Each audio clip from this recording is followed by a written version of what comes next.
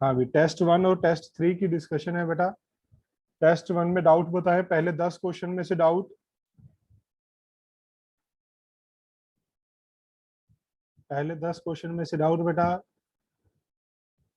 Chat box में type करना है आपको अपना मैसेज। चलिए कोई कोई नहीं आया है, आगे बढ़ते हैं। अप टू 20 बेटा, अप टू 20 चैट बॉक्स में क्वेश्चन नंबर टाइप कर दीजिए, आपको जो भी डाउट पूछना हो। Up to 20।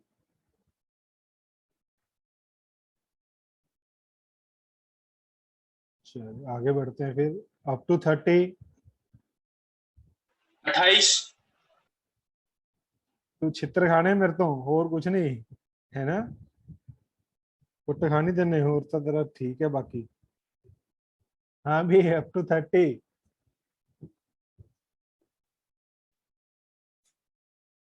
बोलो। गवर्नमेंट को ना 18 प्लस वालों की जगह पर 28 प्लस वालों को इंजेक्शन देना चाहिए था पहले, फिर लक्षित खुश तो हो जाता। आप भी आते। और क्या, लक्षित खुश हो जाता कि 28 प्लस हो गया भाई।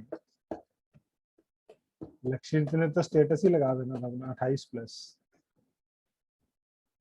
हाँ भी डाउट बताए, नेक्स्ट डाउट बेटा। 28 सर। 28 डाउट है क्या सच में? हाँ सर। अच्छा, मुझे लगा सिर्फ मजे ही ले रहे हो। क्या कह रहा है, कहता focal length of objective and I. क्या? Focal length of objective and eyepiece of compound microscope are this and this. Objective is placed 6 centimeter in front of objective. Objective से 6 सेंटीमीटर आगे है। The maximum magnification of microscope बतानी है बेटा। अगर हम objective के लिए देखें तो ऑब्जेक्टिव के लिए मैग्निफिकेशन क्या होगी? F by f plus u होती है बेटा। फोकल लेंथ कितनी है ऑब्जेक्टिव की? ऑब्जेक्टिव की फोकल लेंथ है 4। और जो ऑब्जेक्ट, ये जो हमारे पास ऑब्जेक्ट पड़ा है ये कितनी आगे पड़ा है बेटा? 6 सेंटीमीटर।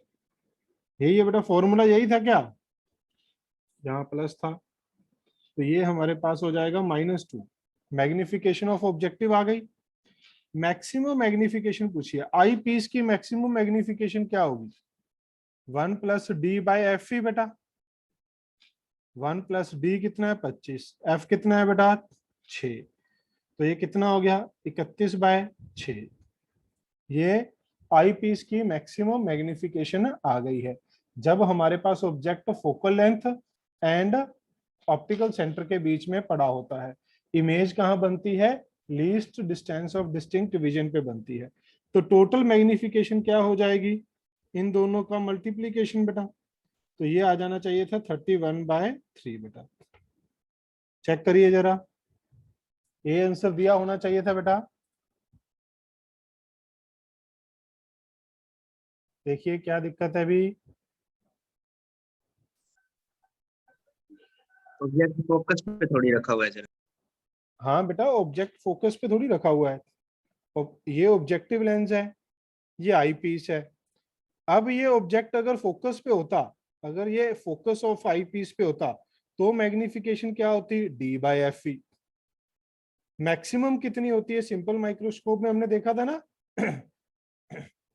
एक लेंस की मैक्सिमम मैग्निफिकेशन कितनी होती है? मिनिमम है D/F, मैक्सिमम हमारे पास कितनी है? 1 प्लस D/F। सिंपल माइक्रोस्कोप में यही तो पढ़ा था बेटा।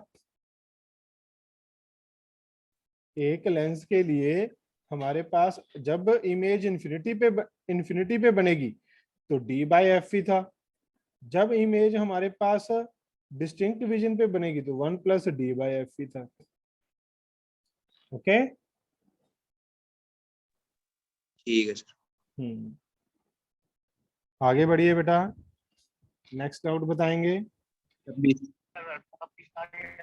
बेटा टाइप करो, आपकी आवाज क्लियर नहीं आ रही है। जो बच्चे डाउट पूछ रहे हैं चैट बॉक्स में टाइप करें बेटा डाउट नंबर। 26 सर। 25 भी पूछा गया है। A body is in equilibrium in the presence of two forces, magnitude of difference of two forces is. पहली बात ये है, दो फोर्सेस हैं बेटा, बॉडी इक्विलिब्रियम में है, इसका मतलब दोनों फोर्सेस किधर होंगी बेटा, दोनों फोर्सेस इक्वल एंड ऑपोजिट होंगी। अगर ये एफ है तो ये भी एफ होगा बेटा। एंगल कितना आ गया, 180 डिग्री। तभी इक्विलिब्रियम में हो सकता है जब दोनों की मैग्नीट्यूड बराबर हो और दोनों 180 पे लग रहे हो। यस और नो।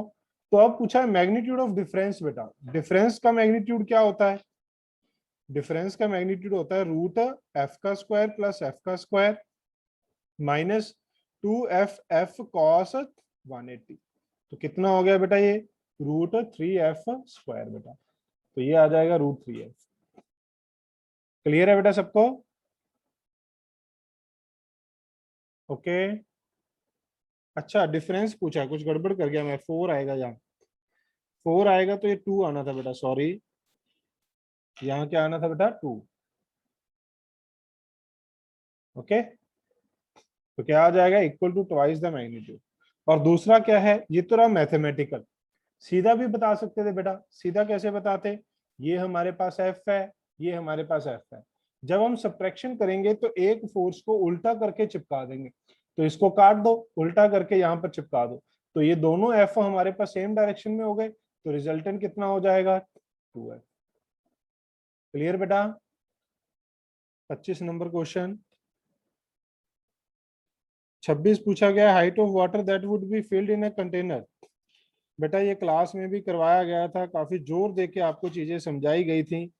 ये क्वेश्चन हमारे लिए काफी इंपॉर्टेंट क्वेश्चन हो जाता है, ध्यान से देखिए भी।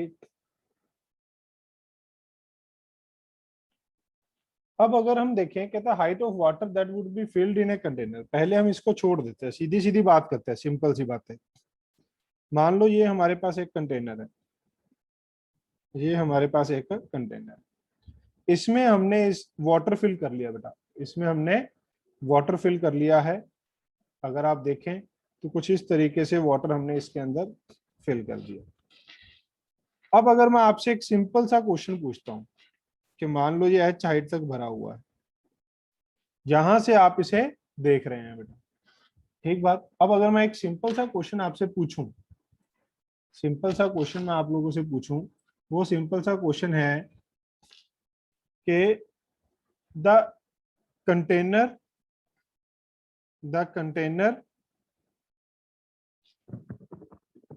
here to be filled, mike बंद रखिए बेटा Riya. Container appear to be filled, 2%। Person को कंटेनर कितना भरा हुआ दिखाई दे रहा है, कितना दिखाई दे रहा है बेटा भरा हुआ, पर्सन को कंटेनर कितना भरा हुआ दिखाई देगा। एपरेंट डेप्थ क्या दिखाई देगी कंटेनर की, h/μ।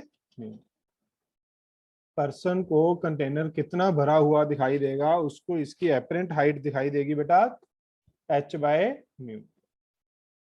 इतना ही दिखाई देगा। एम्प्टी कितना दिखाई दे रहा है बेटा, empty container, empty container visible to person.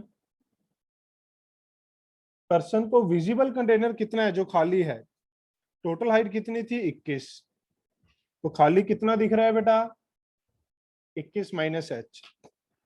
खाली कितना दिख रहा है 21 minus H. Is it okay. अब हमें क्वेश्चन में कहा गया है कि हाफ फिल्ड दिखना चाहिए, for half filled. Half field का क्या मतलब है बेटा, हाफ फील्ड का मतलब empty equal to field. Half field का मतलब है जितना खाली उतना भरा हुआ। खाली कितना दिख रहा है 21 माइनस एच, भरा हुआ कितना दिख रहा है mu minus H, mu by sorry H by mu. तो बेटा यहां से अगर हम देखें तो क्या पूछा गया था हमसे, म्यू दिया हुआ है appear when viewed from the top, height of the water H find करना था। तो ये आ गया 21 H by mu plus H बेटा, h/μ plus H, value put करेंगे बेटा। म्यू की वैल्यू दी है 4/3, तो ये आ गया 3/4 प्लस एच बेटा, तो ये बन जाएगा हमारे पास 7h/4। अब अगर आप देखें तो एच की वैल्यू कितनी आ गई बेटा, 12 सेंटीमीटर। एच की वैल्यू कितनी आ रही है, 12 सेंटीमीटर। क्लियर है बेटा बात सबको? Yes sir. नोट कर लीजिए, अगर आप नोट करना चाहते हैं कर लीजिए भी।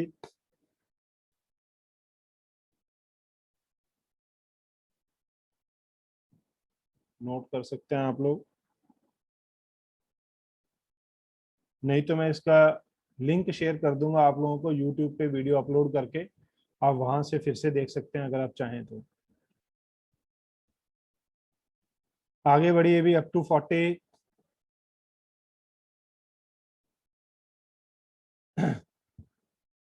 अरे बोलो।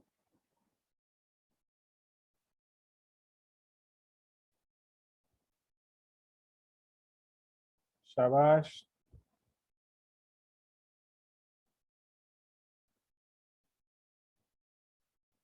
बोलिए भी।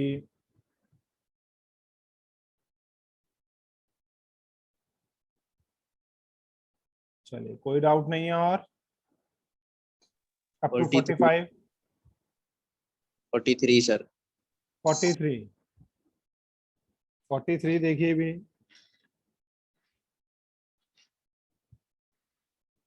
क्वेश्चन नंबर 43 देखिए, गौर से देखिए बेटा इसको। Numerical value of Young's modulus of steel in SI unit is alpha, यानी कि यंग्स मॉडुलस की वैल्यू कितनी है, अल्फा। एसआई यूनिट क्या है, newton per metre square. And this is equal to beta in CGS unit, CGS unit क्या है, dyne per centimetre square. Beta by alpha पूछा है, दोनों की वैल्यू तो सेम ही होगी बेटा, यूनिट बदलने से वैल्यू थोड़ी बदलती है, यूनिट बदलने से वैल्यू नहीं बदलती बेटा। अब अगर आप देखें तो अल्फा, न्यूटन को क्या लिखा जा सकता है, 10⁵ डाइन।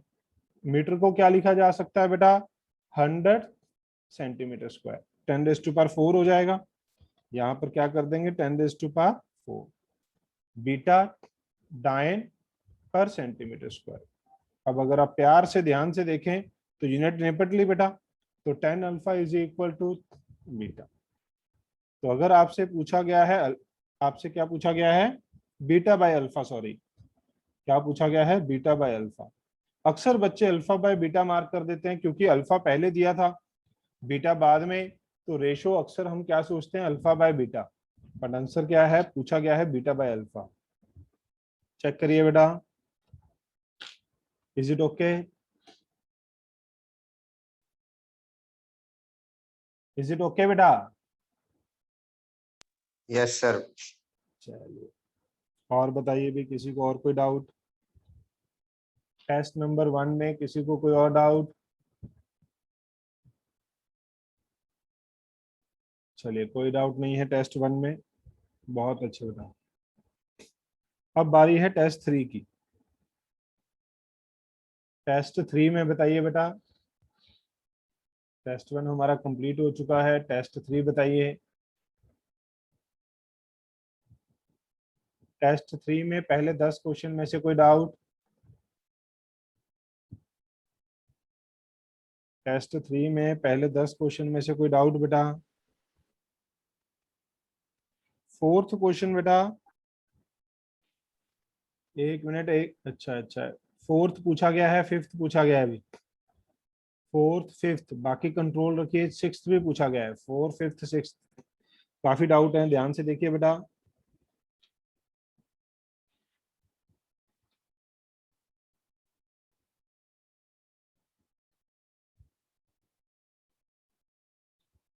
अरे ये क्या खुल गया, फोर्थ डाउट बेटा, फोर्थ डाउट देखते हैं, ध्यान से देखिएगा।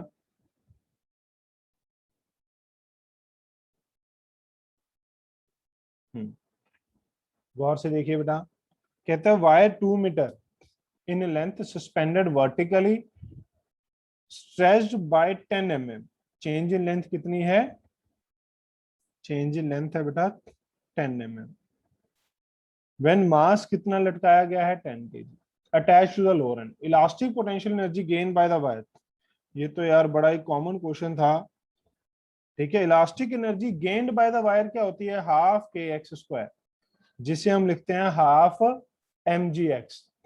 अगर मास लटकाने से उसमें इलोंगेशन एक्स हुई है तो ये है, सिंपली वैल्यू पुट करनी थी। मास की वैल्यू कितनी है 10, जी की वैल्यू 10, स्ट्रेच कितना है 10 mm बेटा, तो सिंपली क्या आ जाएगा 0.5 जूल ओनली।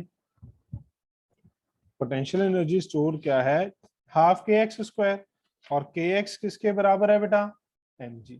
तो हमने के एक्स की जगह क्या पुट कर दिया M G, X as it is, value put करेंगे, जय माता दी। वो स्ट्रेस स्ट्रेन वाला नहीं हो सकता सर वो? नहीं, हमें दिया ही नहीं बाकी कुछ, वाई कहाँ दिया है तुम्हें? मतलब इसमें वो एरिया नहीं दिया था इसलिए वही तो, वो वाई आया। नहीं दिया, एरिया नहीं दिया। आएगा तो उससे भी सेम ही है, वो भी तो इसी से ड्राइव हुआ है।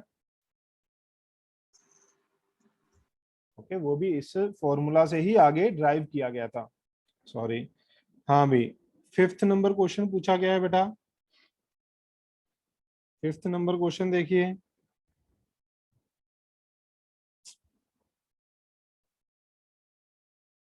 फिफ्थ नंबर क्वेश्चन देखिए बेटा।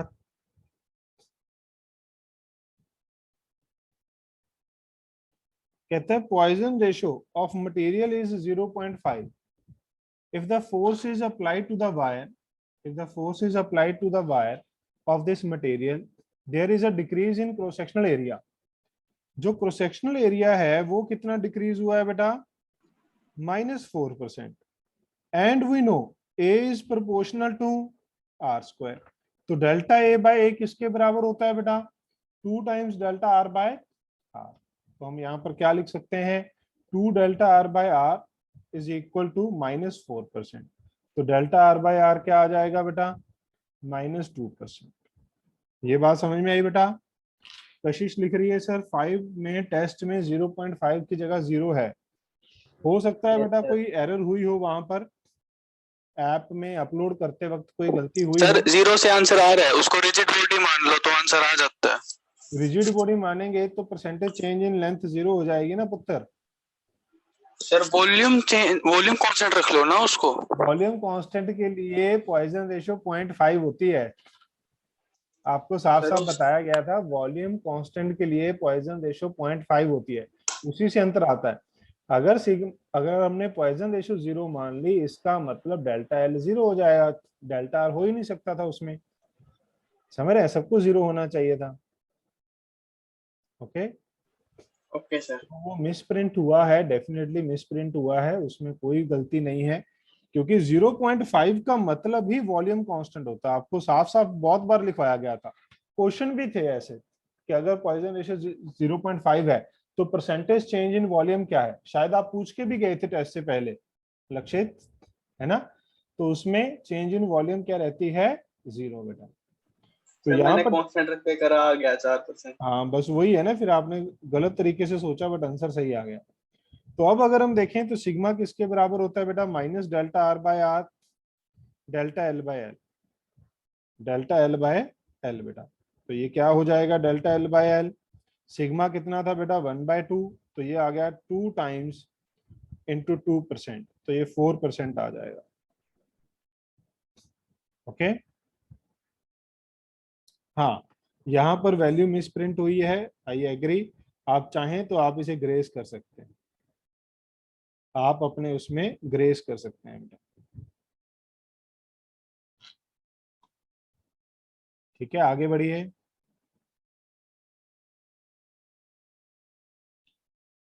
क्वेश्चन नंबर 6 पूछा गया है बेटा, load versus elongation graph for 4 wires of same length same material is shown, the thinnest wire is represented by. अब अगर हम देखें तो जो y होता है y is F L upon A delta है। तो मैं क्या कह सकता हूं f is equal to Y A upon L delta है।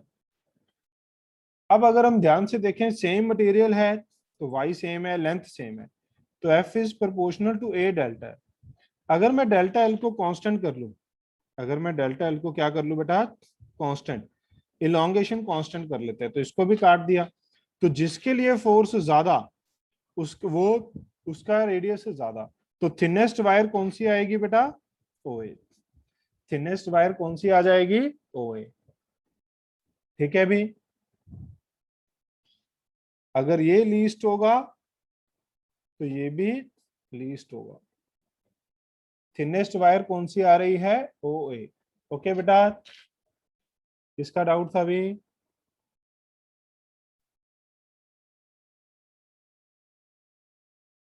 6 नंबर क्वेश्चन क्लियर है अभी।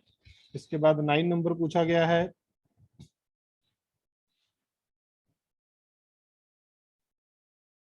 शाबाश।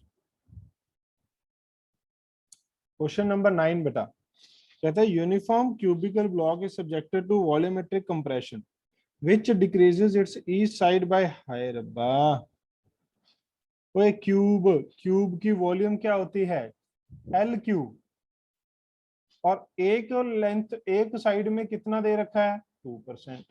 तो बल्क स्ट्रेस मतलब, बल्क स्ट्रेन मतलब ये simply delta V by V, तो कितना आना था, 3 times delta L by L बेटा, 6% ओनली। तो अगर 6% है तो इसको कितना कर लोगे स्ट्रेन में, 0.06। निपट गया। क्वेश्चन नंबर 9,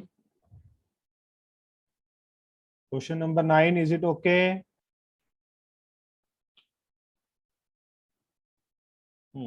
8 भी पूछ लिया गया है, वाओ।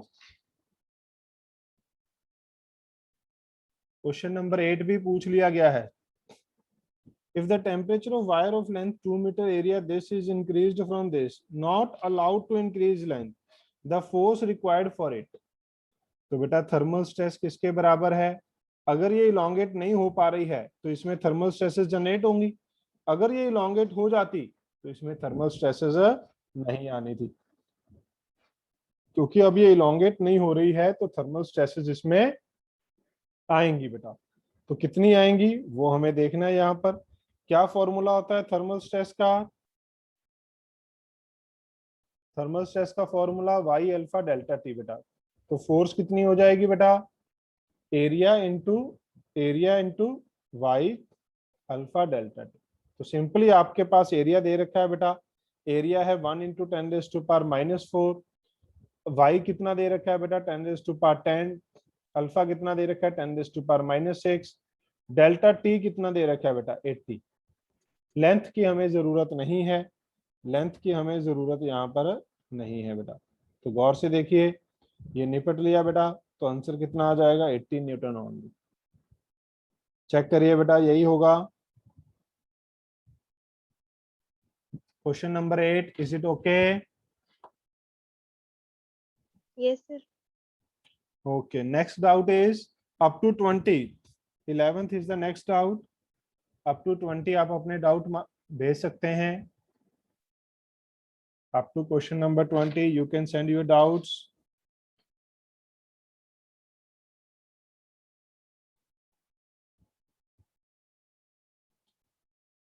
Okay, 12, 20 है, 11 है, 12 है, 20 है।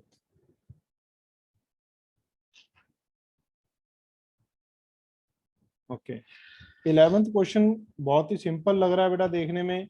अगर आप देखें तो बहुत ही सिंपल सी बात है। कहता है स्टील प्लेट है, फेस एरिया दे रखा है, यानी कि हमें ऊपर वाला एरिया ए दे दिया बेटा। Thickness 4 centimetre is fixed rigidly, thickness दे रखी है बेटा।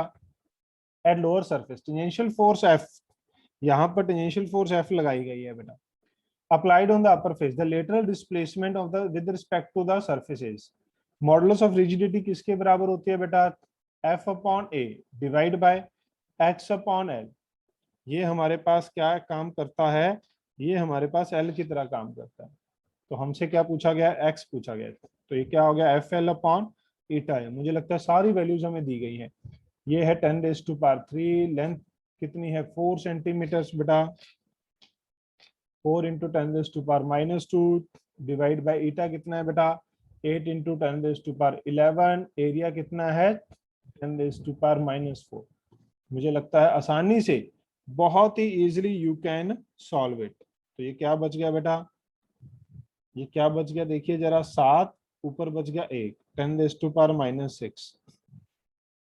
चेक करिए बेटा, B should be the answer. बहुत ही सिंपल, आराम से क्वेश्चन किया जा सकता था ये। Is it okay? Question number 11।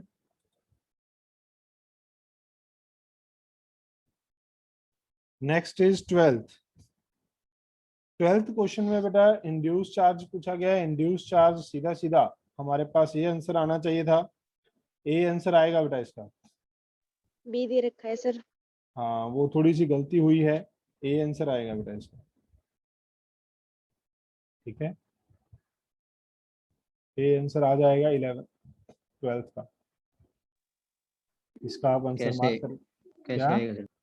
ये तो बेटा डेरिवेशन कराई जाती है ना क्लास में, जब हम पोटेंशियल के बारे में बात करते हैं, फील्ड के बारे में बात करते हैं। ये जो आपको लिखवाया गया होगा रिजल्ट कि अगर ये प्लस सिग्मा है, ये माइनस सिग्मा है, तो इंड्यूस चार्ज क्या होता है? इंड्यूस कितना होता है बेटा? सिग्मा 1 - 1 बाय के। तो अगर सिग्मा इंड्यूस ये है तो चार्ज बाय एरिया कर दें तो वो चार्ज के लिए भी वही बन गया बेटा, 1 - 1 बाय के। तो इंड्यूस कितना आएगा? Q 1 - 1 बाय के। ओके, याद रखना है हमें।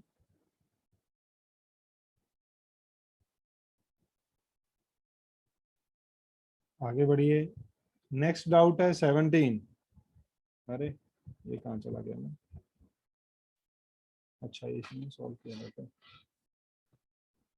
नेक्स्ट डाउट है 17 बेटा।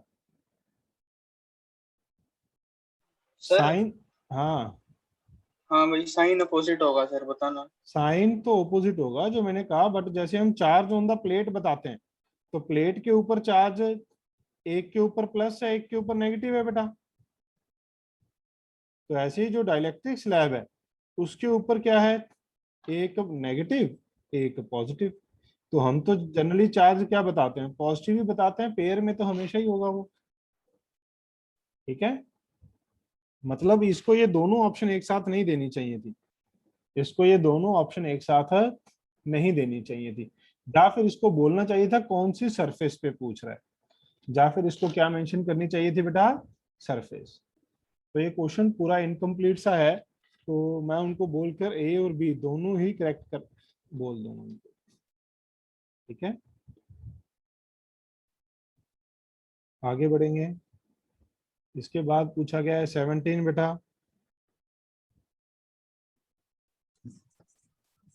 17 में कहता है no capacitor can sustain more than 50 volt then maximum potential difference between X and Y. आप लोगों ने असाइनमेंट्स नहीं किए हैं क्या? आप लोगों ने ढंग से असाइनमेंट्स नहीं किए हैं? 50 वोल्ट से ज्यादा किसी पे नहीं आ सकता। तो 50 वोल्ट से ज्यादा किसी पे नहीं आ सकता, बट ये तीनों सीरीज में है। तीनों के ऊपर चार्ज क्या आएगा? सेम। तो अगर हम देखें तो Q1 मैक्सिमम कितना हो सकता है?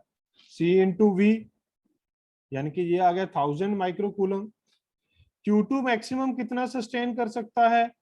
40 इंटू 50 यानी कि 2000।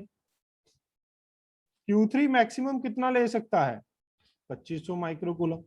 तो कितना जाना चाहिए? अगर हमने इसको 1000 कूलम चार्ज दिया तो ये तीनों के तीनों सेफ हैं। अगर हमने इसको 2000 कूलम चार्ज दिया तो पहला खराब हो जाएगा, दूसरा सेफ है, तीसरा सेफ है। अगर हमने इसको 2500 दिया तो पहला उड़ जाएगा, दूसरा उड़ जाएगा, तीसरा सेफ है। हमें तो तीनों को सेव करना है। तो तीनों को सेव करने के लिए मैक्सिमम चार्ज क्या दे सकते हैं? मैक्सिमम चार्ज क्या दे सकते हैं इनमें से? मिनिमम बेटा। तो मिनिमम कितना है इनमें से? 1000। तो कितना चार्ज आएगा बेटा यहां से? 1000। तो अब क्या पूछा गया? एक्स और वाई के बीच में पोटेंशियल डिफरेंस। सी V1 कितना हो जाएगा? 1000/20 50। V2 कितना हो जाएगा? 1000/40 25। V3 कितना हो जाएगा? 1000/50 कितना हो गया अभी? 20। तो कितना बना ये? 95। टोटल कितना बन गया बेटा ये? 95। ये बात समझ में आई भी सबको? हम देख लेंगे कि मैक्सिमम एक कैपेसिटर कितना चार्ज ले सकता है। मैक्सिमम कैपेसिटर कितना चार्ज ले सकता है? 50 वोल्ट, सॉरी तो पहले पे मैक्सिमम चार्ज इतना आ सकता है, दूसरे पे इतना, तीसरे पे इतना, तीनों पे सेम आएगा क्योंकि सीरीज में 1000 जाएगा तो तीनों सेफली हैंडल कर लेंगे, 1000 से ज्यादा जाएगा तो ये उड़ जाएगा, ये सेफली आ जाएंगे, 2000 से ज्यादा आएगा तो ये दोनों उड़ गए, तीसरा सिर्फ हैंडल कर सकता है। तीनों कितना हैंडल कर सकते हैं मैक्सिमम? 1000। ओके, तो इस तरीके से बेटा आप इसे सॉल्व कर सकते हैं। नोट कर लीजिए बेटा। तो आंसर आएगा 95। आंसर आएगा 95। 50 प्लस 25 75 प्लस 20 95। ओके, चलिए 13 14 भी पूछा गया है, सारे ही करवाओगे क्या?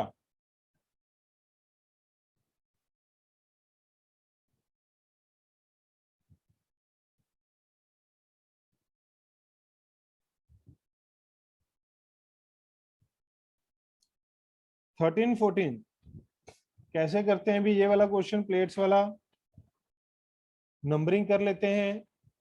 बाहर वाली प्लेट्स की नंबरिंग की जरूरत नहीं है क्योंकि वो कहीं पे भी रोल में नहीं आती। अंदर वाली से शुरू करते हैं। 1 2 3 4 5 6 7 8। 8 हमारे पास प्लेट्स हैं जिनके ऊपर चार्ज आएगा। अब अगर हम ध्यान से देखें तो P के साथ क्या जुड़ा हुआ है? P के साथ 2 और 3 है, 2 एंड 3। P के साथ कौन सी प्लेट जुड़ी हुई है बेटा? 2 एंड 3। 2 के साथ कौन सी पेयर्ड है? 1। 3 के साथ कौन सी पेयर्ड है? 4। अब अगर हम ध्यान से देखें, जो 4 है वो Q के साथ जुड़ी हुई है और 5 के साथ जुड़ी हुई है। किसके साथ जुड़ी हुई है बेटा? 5 के साथ जुड़ी हुई है और Q के साथ जुड़ी है। तो मैंने इधर Q निकाल दिया, इधर क्या निकाल दिया? Q। 5 किसके साथ जुड़ा हुआ है? पेयर्ड है, सॉरी, 6 के साथ। 6 किसके साथ जुड़ा हुआ है बेटा? यहां से देखिए, 1 के साथ। 6 किसके साथ जुड़ा हुआ है? 1 के साथ। बट 6 साथ में ही 7 के साथ भी जुड़ा हुआ है। 6 साथ में ही 7 के साथ जुड़ा है। 7 नंबर पेयर्ड है 8 के साथ, और 8 किसके साथ जुड़ा हुआ है? Q के साथ। तो मैं इसको थोड़ा सा ऐसे खींच लेता हूं। ध्यान से देखिए बेटा, जैसे ही आपने इसको ऐसे ड्रॉ किया, अब आपको सारा कुछ सीरीज पैरेलल में चीजें दिखाई देनी शुरू करनी चाहिए थी बेटा। ये हमारे पास सर्किट है, ये हमारे पास क्या है बेटा? सर्किट है। क्लियर बात? अगर मैं इसको थोड़ा सा और ढंग से बना लूं, अगर मैं इसको थोड़ा सा और ढंग से बना लूं, तो आप देख सकते हैं ये वाले दोनों प्लेट कनेक्टेड हैं, ये वाली दोनों प्लेट कनेक्टेड है। तो क्या बनेगा? ये क्या बनेगा बेटा? अगर मैं इसको थोड़ा सा और ढंग से बनाऊं, ये 2 1, ये 3 4, यहां से मैंने Q निकाल दिया बेटा, यहां से अपने पास आ रहा है 7 8। अरे कहाँ गया, सॉरी,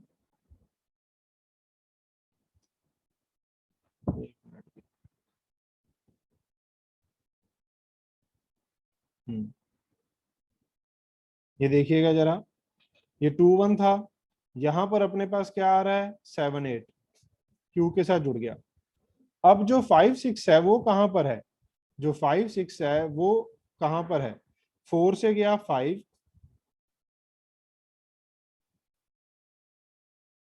एक मिनट, यहाँ थोड़ी सी गड़बड़ हो गई है।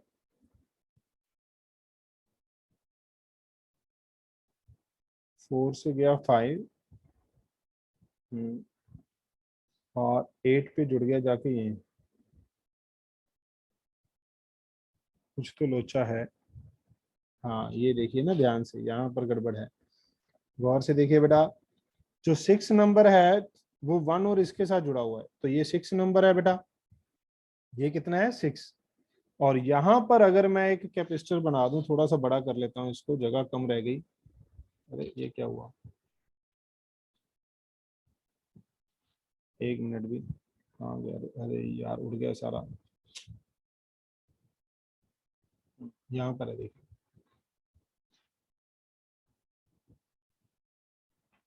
ये समझ आ रहा है भी सबको? यहाँ तक, यहाँ तक तो समझ आई सबको बेटा बात? अब अगर यहां से हम ऐसे एक प्लेट बना दें, तो ध्यान से देखिए, आपको ये पैरेलल में दिखाई देगा। ये कौन सा है? 6 नंबर, और ये कौन सा है बेटा? ये कौन सा है 8 नंबर, ये कौन सा है 8 नंबर। अब आपको साफ साफ चीजें दिखाई देनी चाहिए, गौर से देखिए बेटा, कंपेयर करिए। ये कुछ इस तरीके से दिखाई देना चाहिए था, यहाँ पर आपको ये साफ साफ पैरेलल में दिखने चाहिए थे। एक बार आपको ये पैरेलल में दिख गए तो आगे की कहानी बड़ी आसान है। इन दोनों का कितना हो जाएगा 2c, फिर ये सीरीज में है 2c/3, फिर ये पैरेलल में है +c, तो 5c/3 आ जाना चाहिए था। चेक करिए भी, समझ आया भी क्वेश्चन नंबर 13 क्लियर है बेटा?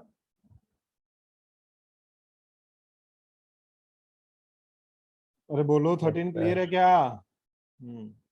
14 डाउट है बेटा? 14 भी बड़ा ही आसान क्वेश्चन है, आपने अच्छे से प्रैक्टिस नहीं की लग रहा है कैपेसिटर की।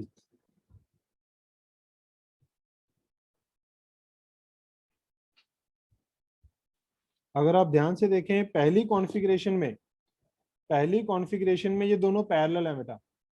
पहली कॉन्फ़िगरेशन में this is parallel to this one, this is parallel to this one, ये दोनों पैरेलल हैं।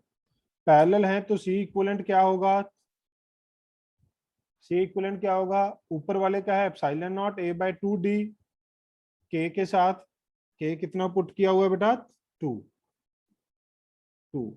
प्लस नीचे वाले का है एप्सिलॉन नॉट a/2d, तो ये क्या हो गया हमारे पास बेटा 3 एप्सिलॉन नॉट a/d। ये बात समझ में आई सबको? दूसरे केस में कहता टी थिकनेस डाल दी, what would be the thickness of dielectric slab so that the capacity still remain same. दूसरे केस में सी इक्विवेलेंट क्या होता है? Epsilon naught a/d minus T plus t/k होता है बेटा, माइनस टी प्लस t/k। तो अब अगर हम देखें तो यहां पर epsilon naught a/d minus T plus t/2, k की वैल्यू ये है, इसको क्या लिख सकते हो epsilon naught a/d minus T बेटा। दोनों को बराबर पुट कर दीजिए, you will get your answer. दोनों को बराबर पुट कर दीजिए बेटा, epsilon naught a/2d is equal to epsilon naught a/d minus t/2। ये निपट गया। ये क्या हो गया 3d माइनस 3t/2, ये हो गया 2d, तो d is equal to 3t/2, तो t कितना आ गया 2d/3। चेक करिए बेटा, is it okay? Is it okay? Question number 14 के बाद पूछिए भी। 14 के बाद था 17 हो गया हमारा, 18 पूछा था क्या? हाय रब्बा, 18th में भाई बैटरी कनेक्टेड है। अगर बैटरी कनेक्टेड है और प्लेट्स को हमने पुल कर दिया, अगर सेपरेशन बढ़ेगी तो सी क्या है एप्सिलॉन नॉट a/d। अगर ये d बढ़ेगा तो सी क्या हो जाएगा डिक्रीज। सी क्या हो जाएगा बेटा डिक्रीज। तो पहली बात सी डिक्रीज होगा। फिर बात करें बेटा पोटेंशियल क्या रहता है सेम, तो चार्ज क्या हो जाएगा सी डैश वी डैश। तो ये चार्ज भी क्या हो गया बेटा, चार्ज भी क्या हो गया कम हो गया, चार्ज भी कम हो गया बेटा, क्योंकि सी डैश कम था वी सेम था, तो चार्ज भी डिक्रीज हो गया। एनर्जी स्टोर बेटा half C V square, energy store is half C V square. हमने हाफ सी वी स्क्वायर ही क्यों लगाया sir, half Q square by C या हाफ क्यू वी क्यों नहीं लगाया? क्योंकि सी वी कांस्टेंट है बेटा। अगर वी कांस्टेंट है तो एक ही वेरिएबल को देखने की जरूरत थी, तो सी कम हो रहा है, सी हमारे पास क्या हो रहा है बेटा कम हो रहा है, तो इसका मतलब this is less than you, तो यू भी कम हो गया, तो सारे के सारे डिक्रीज हो रहे हैं बेटा। क्लियर है अभी क्वेश्चन नंबर 18? बोलो बेटा क्वेश्चन नंबर 18 क्लियर है? 19 भी पूछ लिया गया है। अच्छा 19 भी पूछ लिया गया है। अब अगर आप ध्यान से देखें, कहता है ये बल्ब थे, इसके ऊपर कुछ चार्ज था दोनों पे। अगर हमने डाइलेक्ट्रिक स्लैब भर दी, डाइलेक्ट्रिक स्लैब भर दी बेटा, तो C2 डैश बढ़ जाएगा, C2 डैश बढ़ जाएगा, तो C इक्वलेंट भी बढ़ जाएगा बेटा। अगर C2 डैश बढ़ेगा तो C इक्वलेंट भी तो बढ़ेगा बेटा, क्योंकि दोनों सीरीज में है। C इक्वलेंट बढ़ गया, बैटरी का पोटेंशियल सेम है, तो चार्ज इक्वलेंट क्या हो जाएगा, कम हो जाएगा। तो दोनों के ऊपर ही चार्ज क्या हो जाएगा बेटा, कम हो जाएगा। चाहे C2 पे पूछा होता, चाहे C1 पे, चार्ज दोनों पे क्या हो जाएगा, कम हो जाएगा, क्योंकि चार्ज तो सीरीज में क्या होता है, सेम। तो चार्ज विल डिक्रीज। आंसर ये दे देते हैं सर इसका। चार्ज कैसे होगा, if dielectric is inserted into C2, बढ़ कैसे जाएगा, बढ़ना तो नहीं चाहिए। एक मिनट, सर सी इक्वलेंट बाद में कम नहीं होगा? क्या चीज है, सी इक्वलेंट जो बाद वाला है वो कम नहीं होगा क्योंकि सीरीज में है। सीरीज में चार्ज कम हो जाएगा ना, वही तो कह रहा हूँ। C इक्वलेंट कम कैसे होगा, C बढ़ गया बेटा, एक वन सी बाय बढ़ सी गया इक्वलेंट, 1/C1 प्लस पर 1/C2, ये बढ़ गया, ये टर्म छोटी हो गई, तो ये वाली टर्म छोटी हो गई, तो ये बढ़ जाएगा। समझे, ये डिक्रीज आएगा बेटा answer. Then charge on C1, charge decrease होना चाहिए, चार्ज डिक्रीज होगा,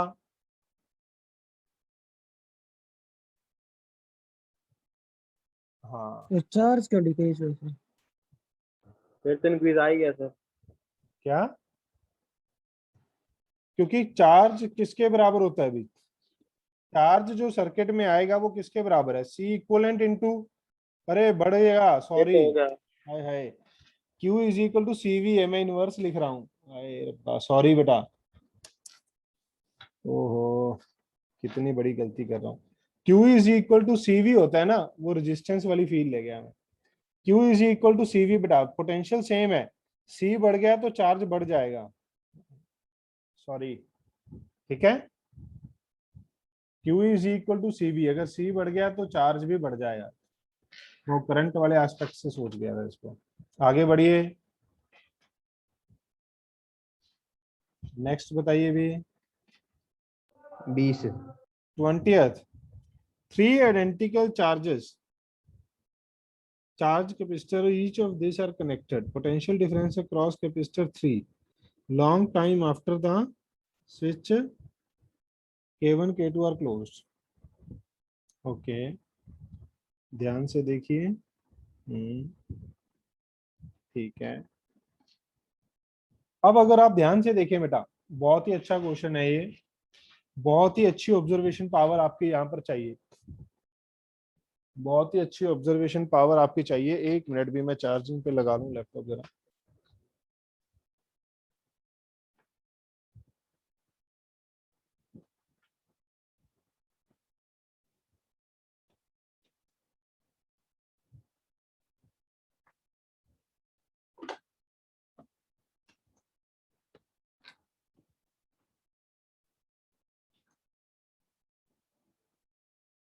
रिकॉर्डिंग आपको वहीं तक मिल पाएगी, बंद हो गया था कंप्यूटर एकदम से, बड़ी यार इसने पावर बिल्कुल ही खत्म होती बताया, इसने पहले बताया ही नहीं।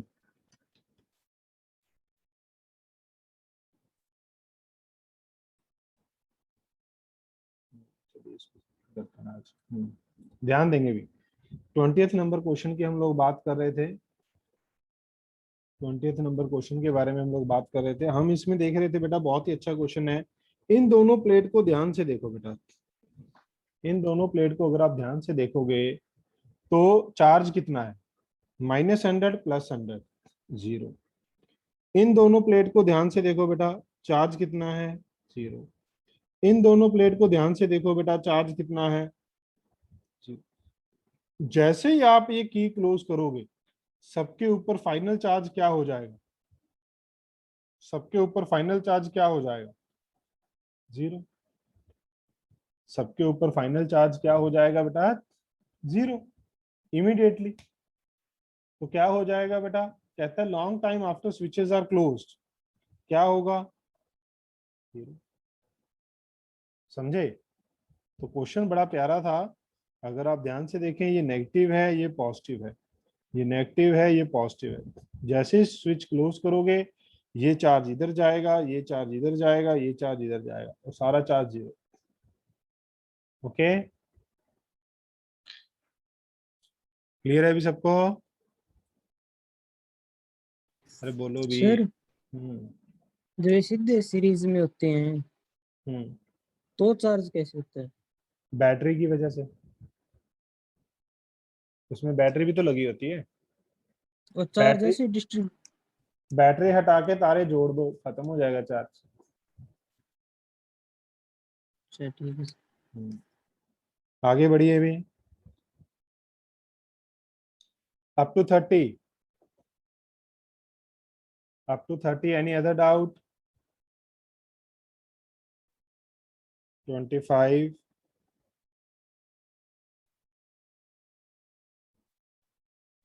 यार ये इतनी बार क्वेश्चन आ चुका है बेटा, अभी आप इस पे फंस रहे हो 25 पे। कितनी बार तो कर लिया ये क्वेश्चन। कहता है 4 माइक्रोफैरेड और 1 किलो वोल्ट चाहिए, बट है कितने हमारे पास, 400 वोल्ट एंड 2 माइक्रोफैरेड। अब अगर 1000 वोल्ट इसने बैलेंस करना है तो कितने लगाने पड़ेंगे, 400 400 400। अगर ये 3 लगा देंगे तो मिलके कितना हैंडल कर लेंगे लोड, 1200 वॉट हो गया, 1200 वोल्ट हो गया बेटा। तो 3 तो सीरीज में लगा दिए, बट जैसे ही मैं 3 सीरीज में लगाऊंगा तो सी इक्वलेंट क्या हो जाएगा, 2/3। बनाना कितना है, 4। तो मान लो n पैरेलल में चाहिए, कितना फॉर्म करना है, 4। तो n कितनी आएंगी बेटा, पैरेलल में कितनी रोज आएंगी, 6। एक रो में कितने हैं, 3। पैरेलल में कितनी लगेंगी, 6। तो टोटल कितने हो गए बेटा, टोटल कितने हो गए, 6 इंटू 3 18। ये तो यार इतनी बार कर चुके हैं हम क्वेश्चन, अगर आप इन्हीं क्वेश्चन पे फिर से फंस रहे हैं, इसका मतलब आप अच्छे से नोट्स अपने रिवाइज ही नहीं कर रहे फिर से। जो अपनी असाइनमेंट है, जो अपने टेस्ट हैं पिछले एमटी जीटी, आप उनको फिर से कर ही नहीं रहे। ये पहले के एमटी जीटी में भी आया हुआ है, असाइनमेंट में भी है। थोड़ा ध्यान दें बेटा, ऐसे बात नहीं बनेगी। किए हुए क्वेश्चन अगर आप नहीं कर पाएंगे तो फंस जाएंगे बेटा आगे। अब 23 नंबर में भी पूछा जा रहा है, इनिशियली चार्ज देरो work done by the battery. Work done by battery क्या होता है अभी, वर्क डन बाय बैटरी होता है charge supplied by battery into potential. Charge कितना होगा, सी इंटू वी। तो कितना है सी बेटा, सीरीज में है 2 और 2 4, पैरेलल में हो गया 4, वी कितना है 10 इंटू 10। तो कितना आ जाएगा, 400 माइक्रो जूल। जो आप लिख सकते हैं 4 मिली जूल। क्या डाउट था अभी, 23 में क्या डाउट था, 1/2 कर दिया था क्या, 1/2 CV स्क्वायर कर दिया था क्या। वर्क डन बाय बैटरी होता है charge supplied into potential. Charge supplied होता है सी इक्विवेलेंट इनटू पोटेंशियल। ये आपको करवाया भी जाता है कि जब आप एक कैपेसिटर को चार्ज करते हैं, अनचार्ज कैपेसिटर को, तो इस एनर्जी स्टोर्ड होती है half CV square, work done होता है CV स्क्वायर। तो बाकी क्या होती है, लॉस। बाकी क्या होती है बेटा, loss in form of heat during charging of a capacitor. Okay, चलिए आगे बढ़िए। अभी 33 पूछा गया है। 33 से पहले कोई और डाउट,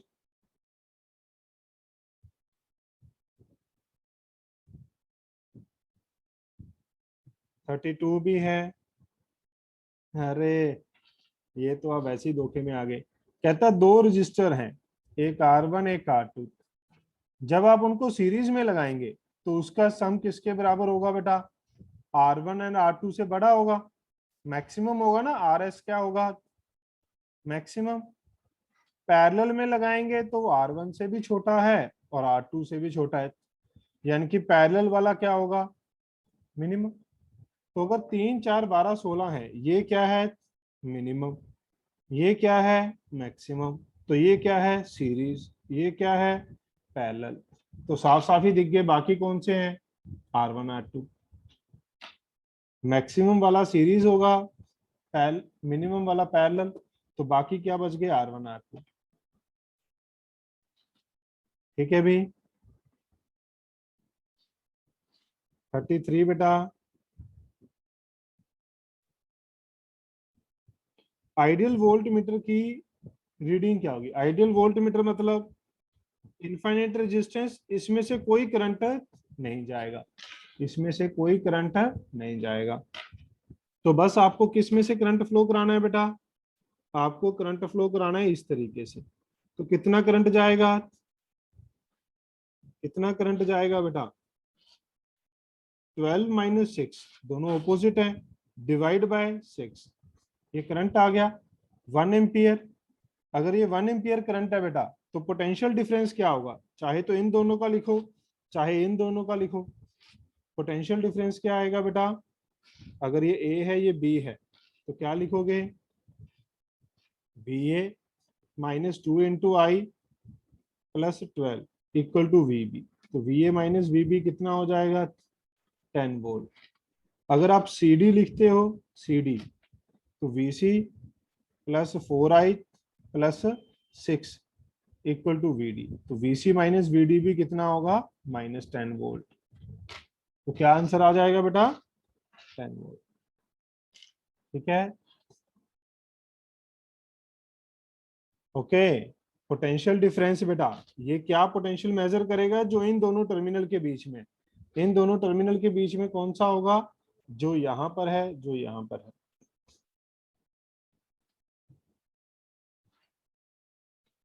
आगे बढ़ते हैं बेटा, 34 पूछा गया है, 36 पूछा गया है। Potential of point B in the circuit given below, B का पोटेंशियल निकालना है बेटा। कैसे निकालोगे, यही जो हमने अभी अभी किया है। अब ये इस तरीके से सर्किट चला दो, उल्टा चला दिया मैंने, देखो 12 वाला डोमिनेट करेगा ना, ये 12 वोल्ट है बेटा, 12 वोल्ट डोमिनेट करेगा 3 से, तो करंट ऐसे जाएगा, करंट ऐसे जाएगा बेटा। तो ओवर द लूप अगर आप देखें तो पोटेंशियल कितनी है, 12 माइनस 3 9, रेजिस्टेंस कितनी है, 2 प्लस 1 प्लस 2 प्लस 3 प्लस 1, कितनी हो गई, 9। तो करंट कितना आ गया बेटा, 1 एम्पियर। अब अगर आप किसी मर्जी तरीके से चले जाएं, अब अगर आपको वहां तक जाना है तो you can follow this path, आप ऐसे जा सकते हैं, और you can follow this path, जैसा आपका मन करे। 0 था यहां पर, करंट ऐसे है बेटा, तो ये नेगेटिव, ये पॉजिटिव, ये नेगेटिव, ये पॉजिटिव, तो क्या आएगा, +1 into 1 +3 into 1 equal to VB। तो कितना आ गया, 3 1 6 1 7, 7 वोल्ट आ जाएगा बेटा।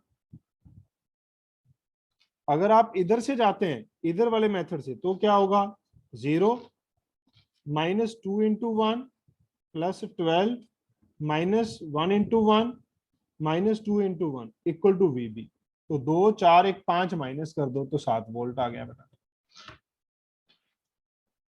बहुत ही सिंपल क्वेश्चन थे बेटा, ऐसे क्वेश्चन तो मतलब बहुत ही कम टाइम में आपको फटाफट सॉल्व करने चाहिए और करेक्ट होने चाहिए। जिस लेवल पे आप लोग हैं अभी, इतना सारा कुछ हमने पढ़ लिया है, तो ये क्वेश्चन बड़ी आराम से हमारे हो जाने चाहिए थे। 39 37 भी सर। 37 लो बताओ, शंट की वैल्यू क्या होती है, G divide by n minus 1। n क्या होता है, कन्वर्जन फैक्टर। कितने में कन्वर्ट करना है, 100 में। पहले कितना था, 10, तो n कितना आ गया, 10, तो G कितना है, 100। 10 माइनस 1 100 बाय 9 कितना आ गया, 11.11 शंट की वैल्यू बेटा, जो पहले करंट मेजर कर सकता था, जो बाद में कर सकता है, n क्या है, जो बाद में करना चाहिए जो पहले था, सिंपली फॉर्मूला है। यही फॉर्मूला वोल्ट मीटर के लिए होता है, उसमें मल्टीप्लाई होता है n-1। 39 पूछा गया है बेटा।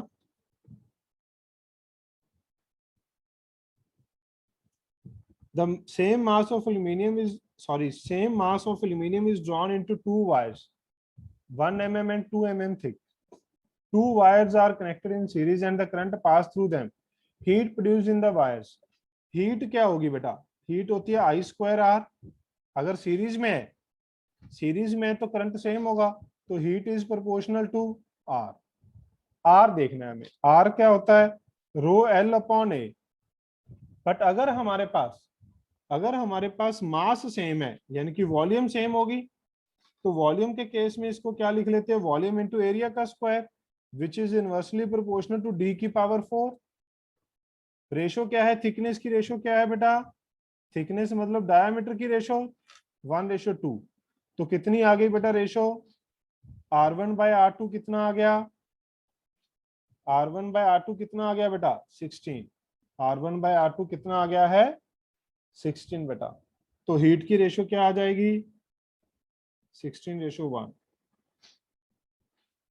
कहां दिक्कत थी भी 39 में? कहां गड़बड़ की 39 में? सिंपल डबल कर दिया था क्या?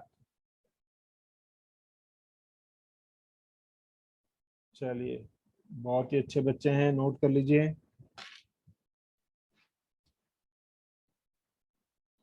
40th भी पूछा गया है। सर ये थिकनेस का मतलब आपने ना डायमीटर से ना कैसे ले लिया? थिकनेस क्या होती है वायर की? अगर एक वायर है, मान लो मैं तुम्हें एक वायर दूं, उसकी थिकनेस मेजर करो, तो क्या मेजर करके बताओगी? ये वायर है बेटा, मैं आपको एक वर्नियर कैलिपर देता हूं और बोलता हूं इसकी थिकनेस फाइंड करो। सोचो,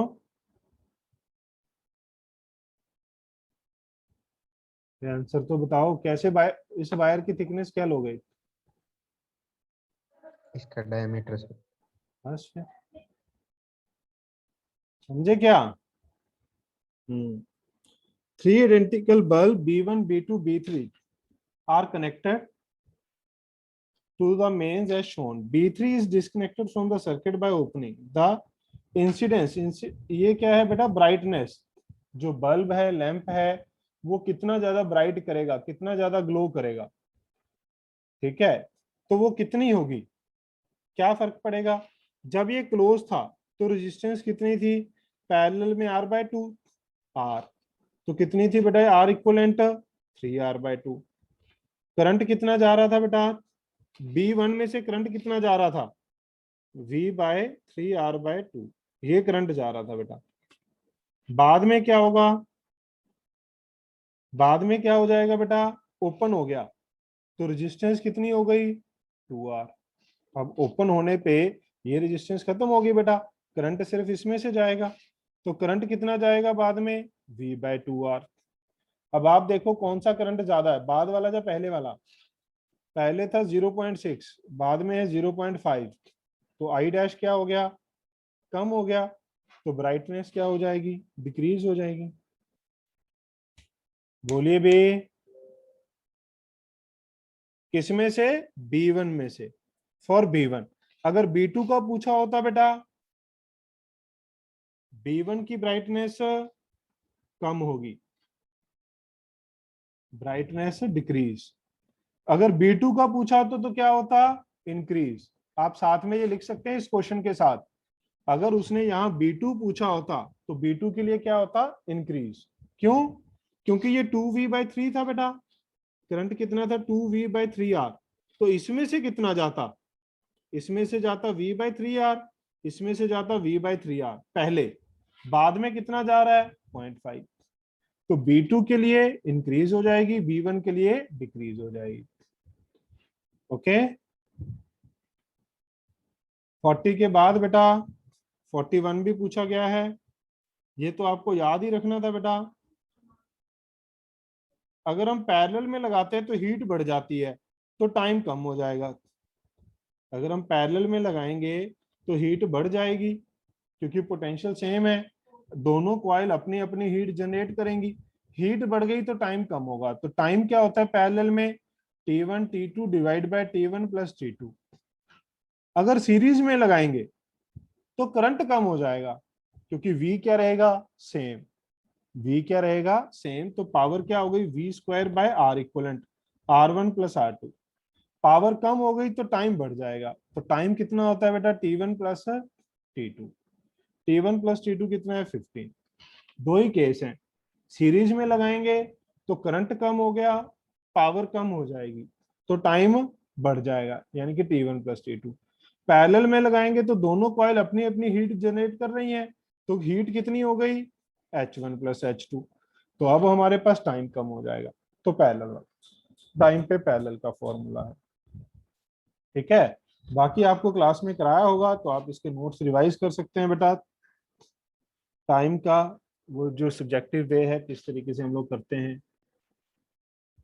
आगे बढ़िए, 44 पूछा गया है। 44 पूछा गया है, ध्यान से देखिए बेटा। आरसी सर्किट है,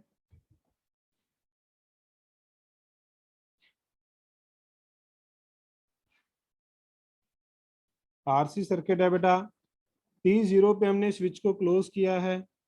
जब हम T0 पे देखेंगे तो at T equal to 0 capacitor क्या होता है बेटा, capacitor act as a short circuit, सारा का सारा वो करंट पास होने देगा। तो करंट कितना जाएगा बेटा, 2 वोल्ट डिवाइड बाय, अगर ये शॉर्ट सर्किट हो गया, अगर ये शॉर्ट सर्किट हो गया बेटा, तो सारा करंट इसी में से पास करेगा। अगर ये शॉर्ट सर्किट हो गया तो बाहर वाले में से कोई करंट पास नहीं करेगा। तो 2/1000, तो 2 मिली एम्पियर। इन्फिनिटी पे लॉन्ग टाइम के बाद कैपेसिटर एक्ट एज, बोलो, capacitor act as open circuit. तो करंट ऐसे जाएगा बेटा, करंट ऐसे जाएगा, तो करंट कितना आएगा बेटा बाद में, 2/1000 प्लस 1000, 1 मिली एम्पियर। 44 क्लियर है अभी। तो कहता आई ऑसिलेट बिटवीन 1 to 2, नो बेटा, ये एक्सपोनेंशियली। सर एक बार इसका ये वाला फर्स्ट केस कर दो फिर से एक्सप्लेन। हाँ बेटा कर देते हैं। ये ऑसिलेट नहीं कर रहा है, ये कंटिन्यूसली हमारे पास एक्सपोनेंशियली डिक्रीज करता है। ऑसिलेट का मतलब तो ये है कि कभी उतना हो गया कभी उतना हो गया, ये एक्सपोनेंशियली डिक्रीज करेगा। फर्स्ट केस में बेटा at T equal to 0 capacitor act as, capacitor act as बेटा शॉर्ट सर्किट। अगर ये शॉर्ट Act as सर्किट हो गया, wire। यहां पर हमने वायर जोड़ दिया, तो अब करंट इसमें से हाँ। जाएगा, इसमें से तो कोई करंट नहीं जाएगा बेटा।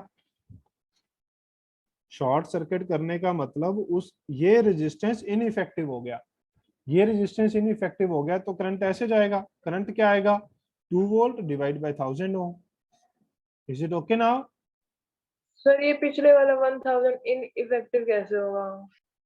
बेटा शॉर्ट सर्किट का मतलब क्या होता है, कैपेसिटर में भी आपने क्वेश्चन किए हैं कि ये कैपेसिटर है, अगर हम ऐसे वायर लगा दें तो इसका मतलब इस कैपेसिटर में से कोई चार्ज नहीं जाएगा, ये शॉर्ट सर्किट हो गया, इनइफेक्टिव। करंट ऐसे पास करेगा ना, जीरो रेजिस्टेंस के पाथ से करंट जाएगा ना, तो वो रेजिस्टेंस में से पाथ जाएगा क्यों, ठीक है। Current, maximum current follow the minimum resistance path. तो जहां अगर पाथ जीरो रेजिस्टेंस है तो डायरेक्ट जाएगा। शॉर्ट सर्किटिंग का मतलब क्या होता है, ओके? Okay sir. आगे बढ़िए भी। 26, एनी अदर डाउट बेटा, एनी अदर डाउट?